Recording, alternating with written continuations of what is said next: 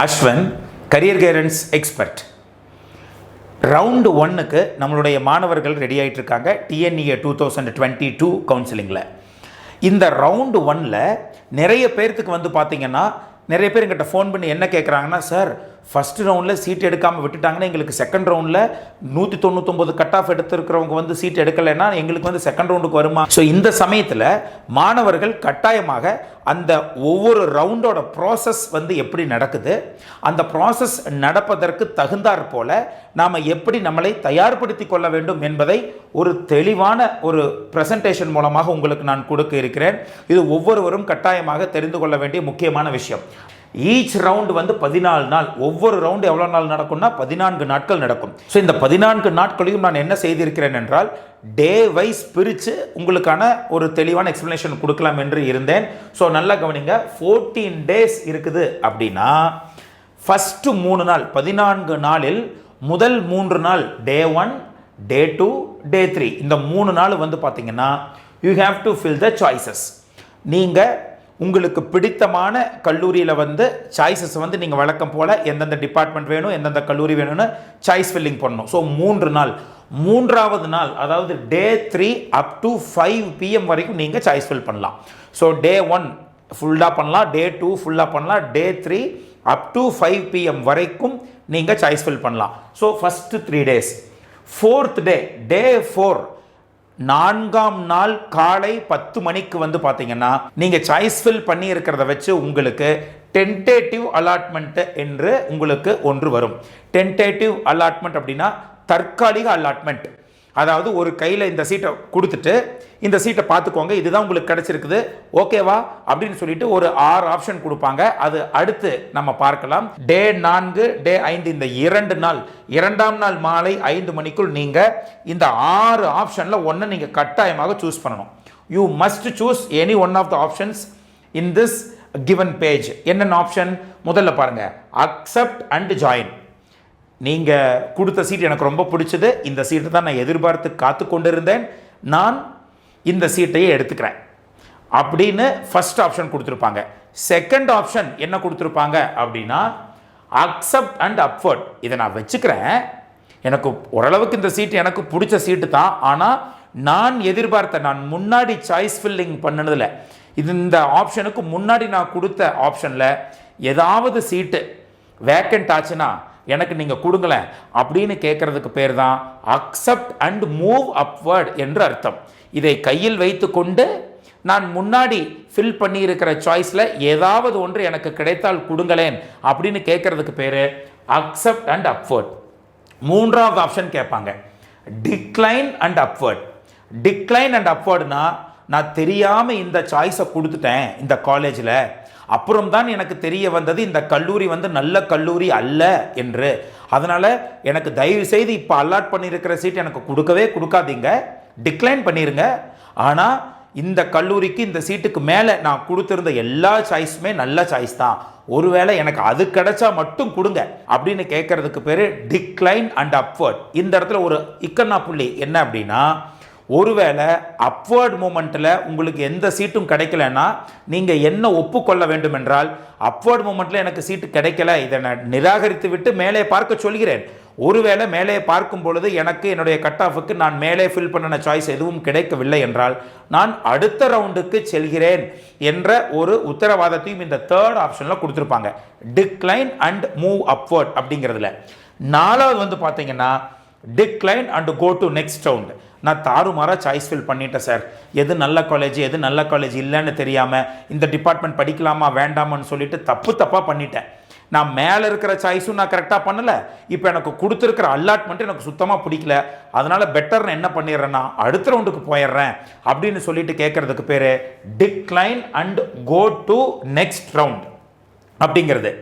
நல்லா கவனிங்க, இந்த இடத்துல வந்து ரிமெம்பர் தட் இந்த டிக்ளைன் அண்ட் அப்வர்டு கொடுத்து ஒருவேளை சீட்டு கிடைக்கலன்னா நான் அடுத்த ரவுண்டுக்கு போயிடுறேன்னு நீங்கள் ஆப்ஷன் கொடுத்தாலும், decline and go to next round என்று நீங்கள் ஆப்ஷன் கொடுத்தாலும், 3, 4ஐயும் நீங்கள் கொடுப்பதாக இருந்தால் நல்லா கவனிச்சுக்கோங்க, 184.5 வரை ரவுண்ட் 1 நடக்குது. 184 தான் அடுத்த ரவுண்டு ஸ்டார்ட் ஆகுது. அப்போது 184க்கு எந்த சீட் வந்து அங்கே வேக்கண்ட்டாக இருக்குதோ அதுதான் உங்களுக்கான சீட்டே தவிர, சார் நான் 199 கட் ஆஃப் சார், அதனால எனக்கு 199ல் கிடைக்க வேண்டிய சீட்டை வந்து அடுத்த ரவுண்டில் கொண்டுட்டு போய் கொடுங்கன்னா எல்லாம் கொடுக்க மாட்டாங்க. அந்த டைமில் தோ நீங்கள் 199 கட் ஆஃப் ஆக இருந்தாலும் கோயிங் டு நெக்ஸ்ட் ரவுண்ட் அப்படின்னு வந்தால் உங்களுடைய கட் ஆஃப் வந்து 199.50 அல்ல, உங்களுடைய கட் ஆஃப் வந்து 184 என்பதை நீங்கள் மறந்து விடாதீர்கள். சார் நான் 199.5 சார் எங்களுக்கு சீட்டு கொடுங்கன்னா 184 தானே செகண்ட் ரவுண்டு. ஃபர்ஸ்ட் ரவுண்டு முடிச்சு அந்த ஃபர்ஸ்ட் ரவுண்டில் எந்தெந்த சீட் வேக்கண்ட்டாக இருக்குதோ அந்த சீட் தான் செகண்ட் ரவுண்டிற்கு வந்து சேரும். கோயிங் டு நெக்ஸ்ட் ரவுண்ட் அப்படிங்கிற விஷயத்தை நீங்கள் தேர்ந்தெடுத்தா அப்போது decline and go to next ரவுண்டும் டிக்ளைன் அண்ட் அப்வர்ட் அப்படிங்கிற இந்த ரெண்டு விஷயத்தையும் நீங்கள் கொடுக்கும் பொழுது நீங்கள் எவ்வளவு கட் ஆஃப் ஆக இருந்தாலும் 184 தான் என்னுடைய கட் ஆஃப் என்று உங்கள் மனம் ஏற்றுக்கொண்டால் மட்டும் இந்த இரண்டு ஆப்ஷனை நீங்கள் கொடுக்கலாம். அதே போல டிக்ளைன் அண்ட் குவிட், இந்த வருடம் வந்து டிக்ளைன் அண்ட் குவிட் கொடுப்பவர்கள் நிறைய பேர் இருப்பாங்க. ஏன் சார் அப்படின்னா, போன வருஷம் கவுன்சிலிங்க்கு உள்ளே வர்றதுக்கு சாய்ஸ் ஃபில்லிங் பண்ணுறதுக்கு முன்னாடி 5000 rupees கட்டிட்டு தான் உள்ளே வரணும் அப்படின்னு சொன்னாங்க.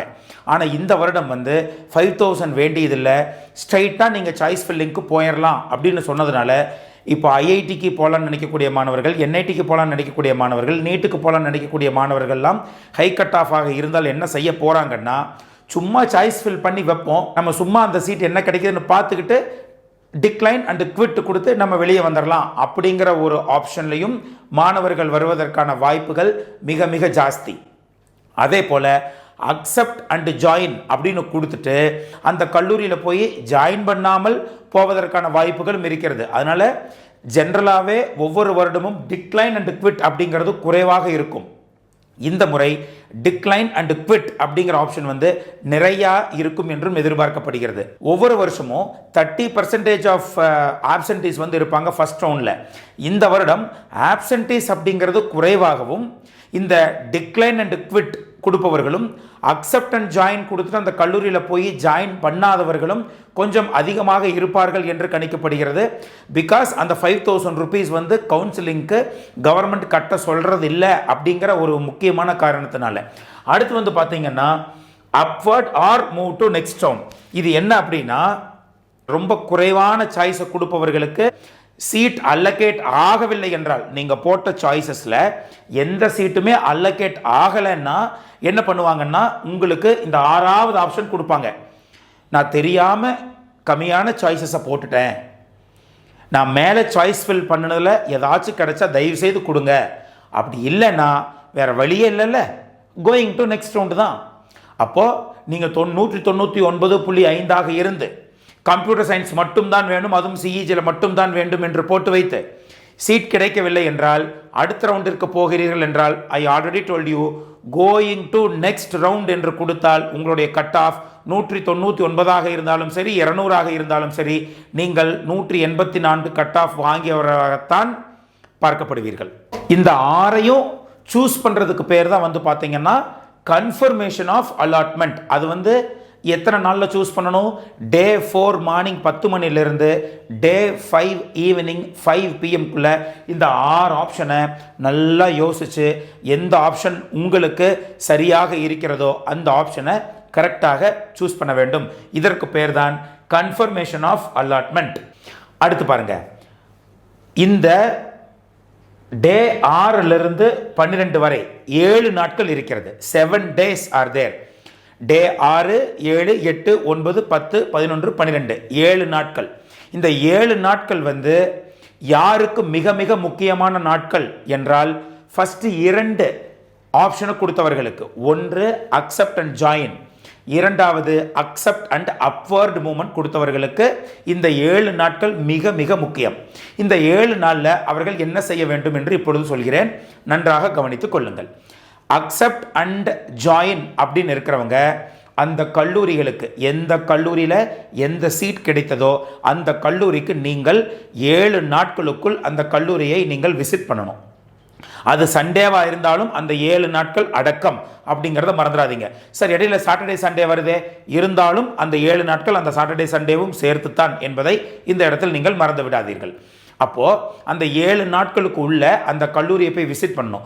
விசிட் பண்ணுறப்போ நீங்கள் கையில் ஒரிஜினல் சர்டிஃபிகேட்டை முதல்ல எடுத்து வைக்கணும். பணத்திற்கு முன்னால் நீங்கள் எடுத்துக்கொள்ள வேண்டியது ஒரிஜினல் சர்டிஃபிகேட்ஸை. இரண்டாவது பணம். சார் பணம்னு சொல்கிறீங்களே எவ்வளவு கட்டணும் அப்படின்னு அடுத்த டவுட் மாணவர்களுக்கு வருகிறது. நீங்கள் தெளிவாக அந்த இன்ஃபர்மேஷன் புல்லட்டினில் படித்து பார்த்தா நீங்கள் அங்கே போய் பே பண்ண வேண்டியது டியூஷன் ஃபீஸ் மட்டுமல்ல. அதில் என்ன கேட்டிருக்கிறாங்கன்னா, students should visit the accept and join கொடுத்த இன்ஸ்டிடியூஷனுக்கு விசிட் பண்ணணும். அங்கே போய் காலேஜ் கேட்கக்கூடிய நெசசரி ஃபீஸை பே பண்ண வேண்டும் என்று சொல்லி இருக்கிறார்கள். நெசசரி ஃபீஸ் என்றால் tuition fees plus other fees is equal to total fees. அந்த டோட்டல் ஃபீஸ் தான் necessary fees. Maximum hostel fees அப்போ கேட்பதற்கான வாய்ப்புகள் மிக மிக குறைவு தான். பிகாஸ் ஒரு கல்லூரியில் சேர்வதற்கு ஹாஸ்டல் ஃபீஸ் என்று கட்டாயம் கட்ட வேண்டும் என்பதில்லை. பிகாஸ் நீங்கள் டே ஸ்காலராக கூட இருக்கலாம். அப்பொழுது நன்றாக ஞாபகம் வைத்துக் கொள்ளுங்கள், நீங்கள் வெறும் டியூஷன் ஃபீஸ் தானே என்று நினைத்துக்கொண்டு NBA அக்ரிடேட்டட் கோர்ஸ்னா 55,000, NBA நான் அக்ரிடேட்டட் கோர்சஸ்னா 50,000 கையில் எடுத்துகிட்டு போகாதீங்க. எந்த கல்லூரியில் உங்களுக்கு சீட்ஸ் கிடைப்பது போல் இருக்கிறதோ அந்த கல்லூரியில் எவ்வளவு ஃபீஸ் வாங்குறாங்க, நெசசரி ஃபீஸ் எவ்வளோ அப்படிங்கிறத பார்த்துக்கோங்க. Because in information bulletin it has been given clearly that students must be the necessary fees அப்படின்னு கொடுத்துருக்குறாங்க. அக்செப்ட் அண்ட் ஜாயினுக்கு 7 நாளில் நெசசரி ஃபீஸை கட்டி ஒரிஜினல் சர்டிஃபிகேட்டை நீங்கள் அங்கே சப்மிட் பண்ணணும்.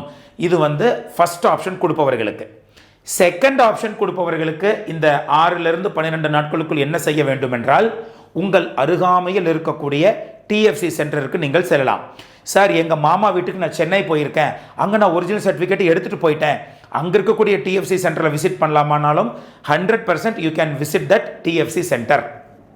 அந்த TFC சென்டரில் நீங்கள் என்ன பண்ணணும் அப்படின்னா, வழக்கம் போல் ஒரிஜினல் சர்டிஃபிகேட்டை முதல்ல கையில் எடுத்து வச்சுக்கணும். ஒரிஜினல் சர்டிஃபிகேட் அங்கே வாங்கி வைத்துக் கொள்வார்கள். ரிமைனிங் பார்த்தீங்கன்னா ஃபீஸ் கட்டணும் இல்லையா, அந்த ஃபீஸ் இங்கே நெசசரி ஃபீஸ் கிடையாது, டியூஷன் ஃபீஸ். டியூஷன் ஃபீஸ் அப்படிங்கிறது 55,000 அல்லது 50,000 இருக்கும். உங்கள் அருகாமையில் இருக்கக்கூடிய TFC சென்டருக்கு நீங்கள் விசிட் பண்ணி அந்த பேமெண்ட்டையும் சர்டிஃபிகேட்டையும் கொடுத்து விட்டு வர வேண்டும். நிறைய பேர் சொல்கிறாங்க, சார் UGC அக்டோபர் முடிகிற வரைக்கும் எந்த காலேஜாக இருந்தாலும் சீட்டை திருப்பி கொடுக்கணும், அமௌண்ட்டை திருப்பி கொடுக்கணும்னு சொல்கிறாங்களே.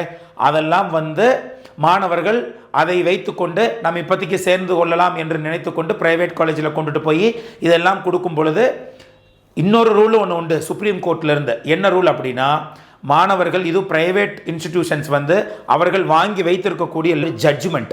அந்த ஜட்ஜ்மெண்ட் என்ன அப்படின்னா, ஒரு மாணவன் அந்த கல்லூரியில் சேர்ந்த பிறகு அந்த கல்லூரியை விட்டு வெளியேற விரும்பினால் கல்லூரிகள் அவர்களிடம் 4 வருடம் படிக்கக்கூடிய தொகையை பெற்றுக்கொண்டு வெளியே அனுப்பலாம் என்ற விஷயத்தை அவர்கள் ஜட்ஜ்மெண்ட்டாக வாங்கி வைத்திருக்கிறார்கள். அதனால் அதை அவங்க உங்கள்கிட்ட காமிப்பாங்க. அதனால் நீங்கள் UGCயை சொன்னீங்கன்னா அவங்க சுப்ரீம் கோர்ட்டையே காமிப்பாங்க. அதனால் நல்லா பார்த்துக்கோங்க. ஒரு கல்லூரியில் நீங்கள் சேர வேண்டும் என்று முடிவெடுத்து விட்டால் மட்டும் ஒரிஜினல் சர்டிஃபிகேட்டையும் பணத்தையும் கொண்டு போய் கட்டுங்க. வேண்டாம் என்று முடிவெடுத்து விட்டால் தயவு செய்து நீங்கள் அங்கே இப்பொழுது கொண்டு போய் கொடுத்து கொள்ளலாம், பின்னாடி நம்ம வெளியே வந்துக்கலாம் என்ற எண்ணத்துடன் சென்றீர்கள் என்றால் நீங்கள் கட்டாயமாக ஏமாற்றப்படுவீர்கள் என்பதை நீங்கள் மறந்து விடாதீர்கள். ஸோ 6ஆம் நாளிலிருந்து 12ஆம் நாள் வரை இந்த 2 ஆப்ஷன் கொடுத்தவர்களுக்கு மட்டும்தான் வேலை. ரிமைனிங் இருக்கக்கூடிய ஸ்டூடெண்ட்ஸ் எல்லாம் எங்கேயும் போக வேண்டியதில்லை, வீட்டில் உட்காந்து 14ஆவது நாளுக்காக நீங்கள் வெயிட் பண்ண வேண்டும். அந்த ரிமைனிங் ஆப்ஷன் கொடுத்தவங்க அதென்ன சார் 14ஆவது நாள்? இப்போ பாருங்கள், 6லிருந்து 12ஆம் நாள் வரை முடிஞ்சு போச்சு. இன்னும் 2 நாட்கள் மீதம் இருக்கிறது. நிறைய மாணவர்கள் TNEA போட்டால் நூற்றுக்கணக்கான வீடியோஸ் வருது. அதில் நிறைய பேர் மாணவர்களிடம் தவறாக கொண்டு போய் சேர்ப்பது என்னவென்றால், ஃபஸ்ட்டு ரவுண்டில் இந்த டிக்ளைன் அண்ட் குவிட் அப்படிங்கிற ஆப்ஷன் கொடுத்தவங்களுடைய சீட்டையும் அதே போல் அக்செப்ட் அண்ட் ஜாயின் கொடுத்து அந்த கல்லூரியில் போய் ஜாயின் பண்ணாதவங்க சீட்டும் செகண்ட் ரவுண்டில் நின்றுக்குமா. செகண்ட் ரவுண்டில் 184 கட் ஆஃப் எடுத்தவங்களுக்கு பெரிய ஜாக்பாட் அப்படின்னு சொல்லி நிறைய யூடியூப்பில் போடுறாங்க. அப்படியெல்லாம் கிடையவே கிடையாது. 184.01 எடுத்த மாணவனது கட் ஆஃபிற்கு எந்த டிபார்ட்மெண்ட்டில் எந்த கல்லூரி கிடைக்கவில்லையோ அதே கல்லூரியில் அதே டிபார்ட்மெண்ட்டு கட்டாயமாக 184 மதிப்பெண்கள் எடுத்த மாணவனுக்கு கிடைக்கவே கிடைக்காது என்பதை நீங்கள் சரியாக புரிந்து கொள்ள வேண்டும். இந்த இடத்துல என்ன சார் பண்ணுவாங்க அப்படின்னா, அக்செப்ட் அண்ட் ஜாயின் கொடுத்து, ஜாயின் பண்ணாதவங்க சில ஸ்டூடெண்ட் இருப்பாங்களா, அந்த கல்லூரிக்கு விசிட் பண்ணாத ஸ்டூடெண்ட் இருப்பாங்களா, அவர்களை கையில் எடுத்து வச்சுப்பாங்க அந்த வேக்கன்ட் சீட்டை. அதே போல் டிக்ளைன் அண்ட் குவிட், சும்மா நான் பார்க்கறதுக்காக வந்தேன், நான் வெளியே போய்க்கிறேன் அப்படின்னு சொன்ன அந்த டிக்ளைன் அண்ட் குவிட் அப்படின்னு இருக்கும் இல்லையா, அந்த ஆப்ஷனில் கொடுத்த மாணவர்களுடைய வேக்கன்சியையும் கையில் எடுத்து வச்சுப்பாங்க. இந்த ரெண்டையும் கையில் எடுத்து வைத்துக்கொண்டு இன்னொன்று என்னென்ன கையில் எடுத்துப்பாங்கன்னா, அக்செப்ட் அண்ட் அப்வர்டு கொடுத்து டிஎஃப்சி சென்டரில் சர்டிஃபிகேட்டையோ பணத்தையோ கட்டாத மாணவர்கள். ஸோ இந்த 3லேயே வேக்கன்சி வருமா, இந்த 3ல் இருக்கிற வேக்கன்சி எல்லாத்தையும் என்ன பண்ணுவாங்கன்னா கியூமுலேட் பண்ணி எங்கே சார் எடுத்துகிட்டு போவாங்க, அடுத்த ரவுண்டுக்கு எடுத்துகிட்டு போவாங்களான்னா 100% கிடையாது. எங்கே எடுத்துகிட்டு போவாங்கன்னா டே 13ற்கு எடுத்துக்கொண்டு செல்வார்கள். டே 13க்கு தான் எடுத்துகிட்டு போவாங்க. இந்த டே 13ல் என்ன பண்ணுவாங்கன்னா, எந்தெந்த சீட்டெல்லாம் வேக்கண்ட்டாக இருக்குதோ அதை எடுத்துக்கொண்டு கையில் வைத்துக் கொள்வார்கள். கையில் வைத்துக்கொண்டு செகண்ட் ஆப்ஷன் கொடுத்துருக்குறாங்கல்ல, அக்செப்ட் அண்ட் அப்வர்டு, அந்த அப்வர்ட் மூமெண்ட்டில் மாணவர்கள் கேட்ட அந்த சீட்டில் ஏதாச்சும் கையில் வச்சிருக்கக்கூடிய வேக்கன்ட் சீட் இருந்தால் அந்த மாணவனுக்கு நீ கேட்ட சீட்டு வேக்கண்ட்டாக இருக்குது இந்தா அப்படின்னு எடுத்து அவர்களுக்கு கொடுத்து விடுவார்கள். அதே போல் டிக்ளைன் அண்ட் அப்வர்டு கொடுத்துருப்பாங்க இல்லையா, அவர்களுக்கும் அப்வர்டில் கேட்ட அந்த சாய்ஸில் ஏதாச்சும் வேக்கண்ட் வர்றப்போ நீ கேட்ட சீட்டு வேக்கண்ட்டில் இருக்குது வா அப்படின்னு சொல்லி இந்த வேக்கன்சியிலிருந்து எடுத்து அவர்கள் கையில் கொடுத்து விடுவார்கள். அப்போது நல்லா கவனிச்சுக்கோங்க, எந்த டாப் மோஸ்ட் காலேஜ் சீட்டும் மேபி 184ல் ஒரு ஒரு ஒரு குறிப்பிட்ட கல்லூரியில் குறிப்பிட்ட சீட் கிடச்சிருக்கலாம். அது வேணால் அப்கிரேட் மூமெண்ட் ஆக ஆக அந்த சீட் வேக்கண்ட் ஆகி பின்னாடி வருமே தவிர 199க்கு கிடைக்க வேண்டிய சீட்டு 100% கட்டாயமாக அடுத்த ரவுண்டிற்கு வராது. இதைத்தான் நிறைய மாணவர்கள் நிறைய யூடியூப்ல நம்ம பார்க்கிறப்போ ஐயோ மாணவர்கள் தவறாக புரிந்து கொள்வார்களே என்று இந்த இடத்தில் நான் மிகவும் வருத்தப்பட்டது. அதனால நிறைய மாணவர்கள் நாங்கள் 184 எடுத்திருக்கிறோம், 199க்கு அண்ணா யூனிவர்சிட்டி வேண்டாம்னு சொன்னால் உடனே எங்களுக்கு செகண்ட் ரவுண்டில் கொண்டு வந்து கொடுப்பான்னு நினைக்காதீங்க. எந்தெந்த சீட் வேண்டாம் என்று ஃபர்ஸ்ட் ரவுண்ட் மாணவர்கள் சொல்லுகிறார்களோ அந்த சீட்டு செகண்ட் ரவுண்டிற்கு போகாது, டே 13ற்கு வந்து சேரும். ஸோ டே 13ல் கியூமுலேட் பண்ணி வச்சுக்கிட்டு யாரெல்லாம் அப்கிரேட் மூமெண்ட்டில் ஃபர்ஸ்ட் ரவுண்டில் கேட்குறாங்களோ அவர்கள் கேட்ட அந்த வரிசையின்படி முதல் 1லிருந்து ஒரு வேளைக்கு 12வது சீட்டு தான் அவங்களுக்கு கிடைச்சிருக்குன்னா அதை அக்செப்ட் கொடுத்துருப்பாங்க. அவர்கள் அப்வர்டு கேட்டால் முதல் சாய்ஸிலிருந்து 11வது சீட் வரைக்கும் சாய்ஸ் வரைக்கும் அவங்க செக் பண்ணுவாங்க. செக் பண்ணிவிட்டு அதில் சீட் வேக்கண்ட் இருந்தால் எடுத்து அவர்கள் கையில் கொடுத்து விடுவார்கள் அந்த கட் ஆஃப் படி. ஸோ இதுதான் ஜென்ரல் ப்ராசஸ். எப்பொழுது கொடுப்பார்கள் அப்படின்னா 13ஆம் தேதி நடு இரவு மேபி ஒரு 11 மணி 12 மணிக்கு உங்களுக்கு கன்ஃபர்மேஷன், அதாவது ப்ரொவிஷனல் அலாட்மெண்ட் கிடைத்துவிடும். அல்லது 14ஆம் நாள் காலை 10 மணிக்கு உங்களுக்கு கையில் இந்த சீட்ஸ் தான் உங்களுக்கு கொடுக்கப்பட்டிருக்கிறது, போய் சேர்ந்து கொள்ளுங்கள் என்று சொல்லிவிடுவார்கள். இதில் அக்செப்ட் அண்ட் அப்வர்டு கொடுத்து பணத்தை டிஎஃப்சி சென்டரில் கட்டியவர்கள் இருப்பார்கள் அல்லவா, அவர்களுடைய ஃபீஸும் சர்டிஃபிகேட்டும் எந்த கல்லூரி அப்வர்டில் எந்த கல்லூரியாவது கிடைத்தால் அந்த கல்லூரிக்கு அந்த பணமும் அந்த சர்டிஃபிகேட்டும் அனுப்பப்பட்டுவிடும். அல்லது அப்வர்டு கிடைக்கவில்லை என்றால் எந்த கல்லூரிக்கு நீங்கள் ஆல்ரெடி அக்செப்ட் கொடுத்து பணம் டிஎஃப்சி சென்டரில் கட்டி இருக்கிறீர்களோ அந்த கல்லூரிக்கு அந்த பணத்தையும் அந்த சர்டிஃபிகேட்டையும் அனுப்பிச்சு விடுவாங்க. டிக்ளைன் அண்ட் அப்வர்டு கொடுத்த மாணவர்களுக்கு ஏதேனும் ஒரு சீட் கிடைத்தால் அந்த மாணவர்கள் நேரே அந்த கல்லூரிக்கு 1 வீக் ஆர் 10 டேஸ் அவங்க டைம் கொடுப்பாங்க. அந்த ப்ரொவிஷனல் அலாட்மெண்ட்லேயும் இருக்கும் report before on or before அப்படின்னு சொல்லிட்டு ஒரு டேட் கொடுப்பாங்க. அந்த டேட்குள்ளே போய் நீங்கள் அந்த கல்லூரியை விசிட் பண்ணணும், விசிட் பண்ணி ஜாயின் பண்ணிக்கலாம். ஒருவேளை டிக்ளைன் அண்ட் அப்வர்டு கொடுத்த ஸ்டூடெண்ட்ஸ் அந்த கல்லூரியில் ஜாயின் பண்ணவில்லை என்றால் அந்த சீட் லேப்ஸ்டு கோட்டாவாக மாறும். லேப்ஸ்டு கோட்டாவாக மாதிரி அதை மேனேஜ்மெண்ட் கோட்டாவில் போட்டுப்பாங்க. So this is what the entire process. மாணவர்கள் முக்கியமாக தெரிந்து கொள்ள வேண்டியது என்னென்னா 199 கட் ஆஃப் எடுத்த ஸ்டூடெண்ட் வேண்டான்னு சொன்னால் அந்த கல்லூரி இருக்கிற சீட்டு 184 எங்களுக்கு கிடைக்கும்னு நினைக்கிறது மிக மிக தப்பு. அது நிறைய யூடியூப் சேனலில் தவறாக உங்களுக்கு சொல்கிறார்கள், சரியாக பார்த்துக்கோங்க. அவர்களுடைய வேக்கண்ட் சீட் இங்கே டே 13ல் நிற்கும் என்பதை நீங்கள் மறந்து விடாதீர்கள். Right? So these are all the things you must consider while you are filling the choices, while you are selecting the colleges. So next videoல இன்னொரு முக்கியமான choice filling tips பத்தி நம்ம சந்திக்கலாம். Until then it's bye from Ashwin.